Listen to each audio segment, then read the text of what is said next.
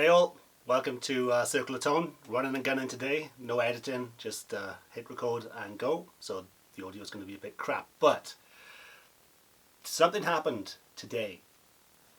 Did Gibson just lose a key case in its bid to throw lawsuits at any guitar company, large guitar company that resembles the shapes of their Gibsons, the classic Vs, the Les Pauls, and things like that? So let's get into it.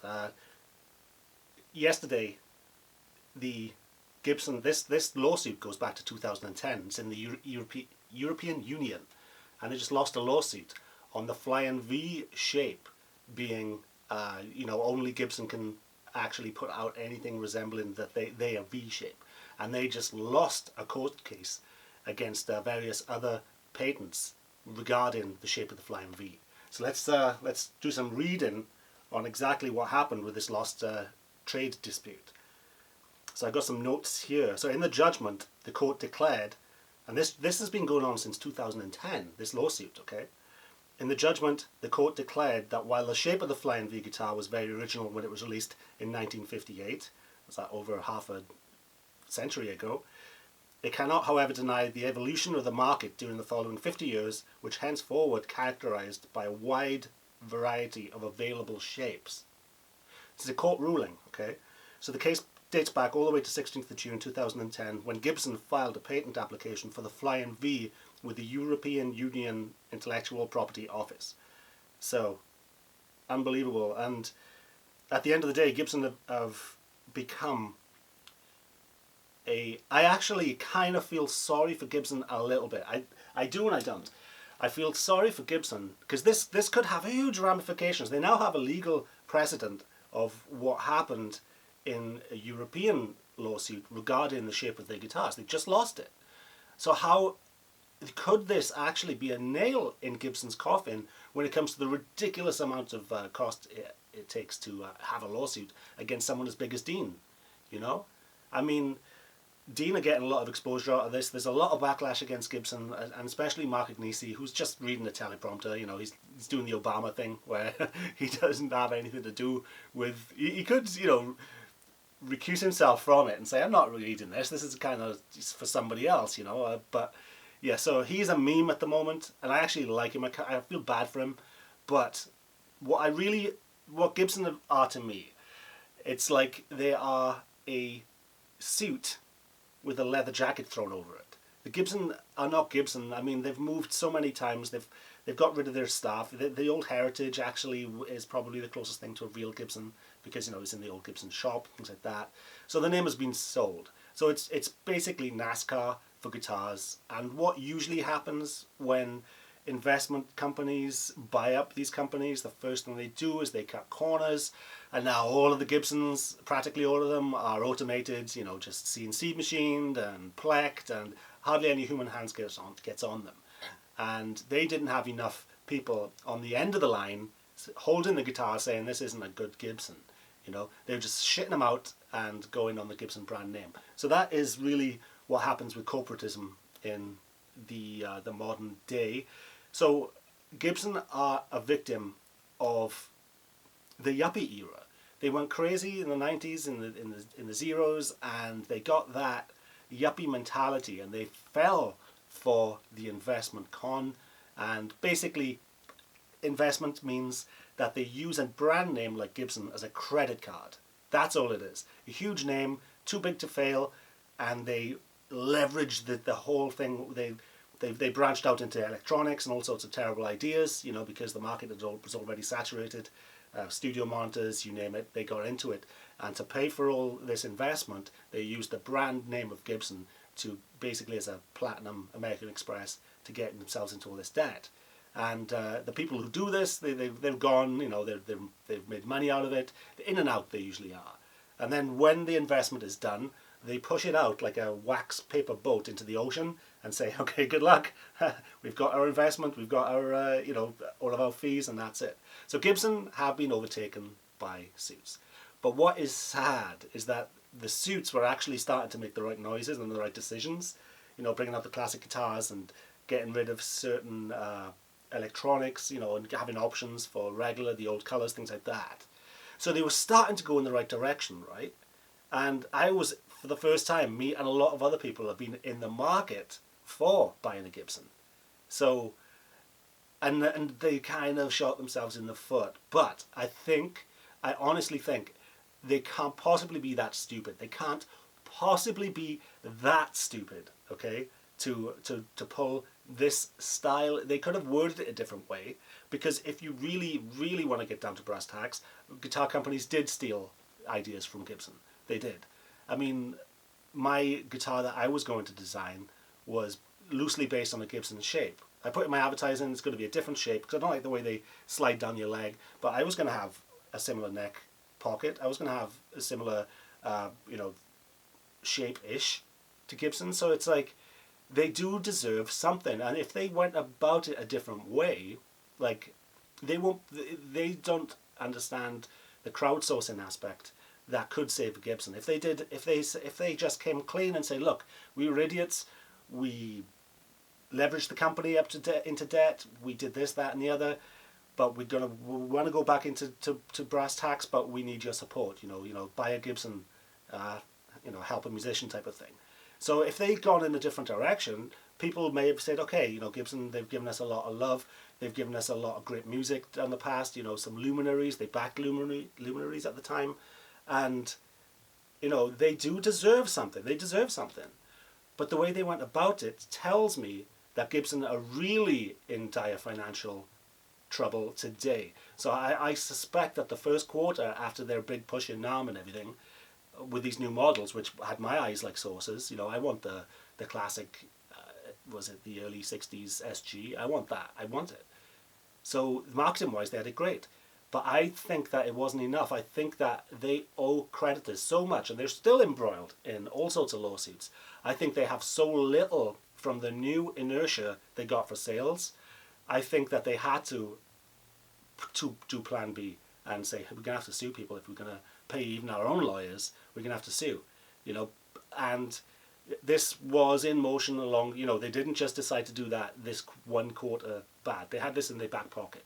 I mean, 2010, this goes back to where they started to talk about infringing on the rights of their shape. So, but this tells me, them going all out, guns blazing, I think it just shows that they are in deep financial trouble. And the initial sales was so bad that, they might have been amazing, but not enough to cover their overhead for the next couple of years. So I think there is a bigger story behind this. I think Gibson, it's actually, I feel bad for the creditors even. Some of these companies like Tronical Tuners, and they owe so many of these manufacturers money, and I bet they are thinking, hold on, how did the judge decide in their favor when it came to bankruptcy court? How haven't they been broken up and me get paid from the selling off of their assets? Why haven't I been paid? Because people are still waiting on Gibson for money. So there's a lot. I don't believe that Gibson should have got a favourable judge, because they were so. That's what I'm saying though. Corporatism, I did a video a while back saying Gibson are going to be fine because they're in with the right people. It's there's rules for them and there's rules for us. If it was us, if Circle of Tone was going under and I owed all these people money, a judge wouldn't say, oh yeah, we have to keep you going because you're Circle of Tone. It'd be like, yeah, bye. You can sell all my assets and whatever to pay off the people I owe. So it's a sign of the times where I don't think even Gibson's clout could potentially get them out of this one. And I think it's going to take almost like these sheiks who buy soccer stadiums and just for fun. It's going to take something like that to keep Gibson going, to keep them liquid, in my opinion. So it's a sad time, There's also funny stuff where people now accusing Gibson of stealing the Gibson Les Paul shape. Let me just check. Check out the Guitarologist's channel. He's a great YouTuber. But there was a guitar called the Appleton App. It was built in 1941. I can't put a picture of it, so go and check it out on the Guitarologist channel. And speaking of another channel, the Troglodyte guitar channel, he actually put up good reasons of why Gibson have been wronged. He basically put the shapes of things like Dean guitars up against the Gibson, and everybody's out the headstock, but it's the body shape as well, and it's the neck joint and the rest of it, and a lot of it, when you A/B just the outlines, it's like Gibson have a case. But with this EU case that they just lost, the judge is essentially saying that, you know, it was 50 years too late. There's been so many shapes out since then. And is that going to hang on the balance for all these future lawsuits that Gibson are definitely pinning their existence on?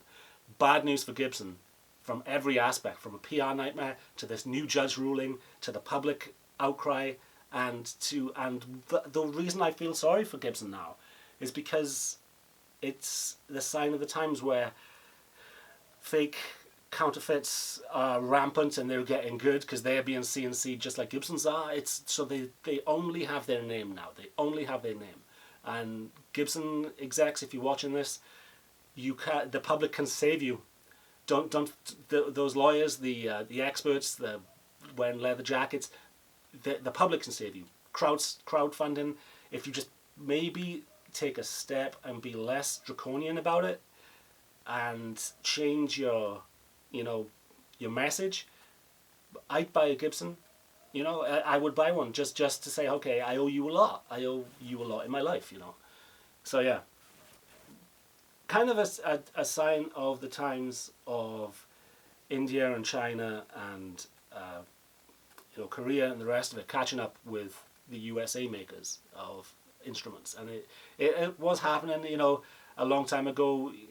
Japan was the new Gibson. Like I was a big Tokai guy, and then all of a sudden South Korea is the new Japan, and now China is the new South Korea of luthiers. It's gotten to that point where it's hard to find a bad guitar these days. All the weak links are usually in the electronics and the output jacks and the internal wire, things like that. That's the only thing that's lacking. So yeah, it's a strange time, but it's kind of an exciting time if you want a cheap instrument. But Gibson, it's tough. So yeah, don't totally pile on Gibson. They are in the death throes. We don't want Gibson to go away, right? We want the suits in Gibson to go away. We want the luthiers to get their jobs back from the robots. I know that's too big now. Perhaps they should bring out Gibson Light and have all of those gone through CNC'd and plecked and the rest of it, and just, you know what I mean, so we can get luthiers back in the job market, because that's the issue. Because it's that end part, the last half hour where it comes off the it's been painted, it's been sprayed, it's been buffed, and then it's been stringed, and then it goes into the hands of somebody. Surely that has to test it. And not just because you play guitar doesn't mean you can test a guitar. There's a lot of people that don't know the little nuances of, the obvious ones like string buzz and things like that, but there are so many little things where not all guitars can bend for shit. If you bend strings, are strings coming off the side of the fretboard? They won't know unless they're an expert. It's that last half hour where they say, no, you have to take this back and shim the nut there, here, or something, that and the other. And that's the real quality is there. Like Ola England actually flies to, I think it's South Korea, to test his guitars himself. He lines them all up and he tests them and has a checklist. And that's what you got to do, man. That's what you got to do. And then it's going to sit in a box and it's going to warp, and then someone's going to go, hey, Buzz is here, because you can't fucking win. Gets shipped from somewhere cold, comes to Florida, warpy. Hey, this slightly buzzes. Oh, what the fuck? Bad reviews. It's kind of why I got out the guitar game. I'm like, I can't handle criticism. All right, chaps. Hey, Ola, do you have a fucking Les Paul shaped guitar? He's in Thoman now and the rest of it. Keep your head down, man. Just get somebody to put some hole punches in it or something, change the shape. Fucking hell. Oh, Gibson, don't come for me. Or come for me, I need the PR. Chaps, thanks to my, let's have a look, my patrons of Tone. I can't edit it or anything, because, like I say, my computer isn't on. I'm just going to put this to my laptop and upload it. But let's check out my amazing patrons. I didn't have any over the past month, I don't think. But what kind of freaks me out is the people who do subscribe to me through Patreon, which is basically a way of tipping my channel. They don't go away. I got 43 patrons still, and I was expecting them to come in, you know, maybe a month or two and then head out and say thanks, and I don't mind that. But these guys are loyal, man. So yeah, let's have a look. The new patrons, there aren't any in the last 30 days. Yeah, it's been pretty grim. But you guys know who you are. I can't flash you up, but you're all savages, and you keep this thing going. Because my channel has been shadow banned. Guitar, music, rock, and metal are now wrong think. Can you remember the Satanic Panic back in the day, where they were claiming that, you know, metalheads are evil, things like that? Similar things are happening on YouTube, where channels like mine are getting shadow banned. Some people have been depersoned, you know, in the black metal community, and I've covered black metal, so I'm like, so yeah. And there is going to be a month-long video series called Fuck YouTube, because I'm sick of it. You know, I'm getting demonetized for tiny things, and it's just... So what you're going to do, you can bitch and moan about it, so that's what I'm going to do. I'm going to bring out a series of videos on why YouTube needs to be broken up. Google, Facebook, and all these censorious, wrong think, fucking bullshit. Yeah, it goes bloody deep. It's all to do with advertising, but it gets deep towards narrative as well. So to keep us at each other's throats. Lots to talk about, lots of sweet conspiracies, and I hope you like this video. It's a bit rough and ready, so here I am coming right at you because I have to turn my camera off because I can't edit.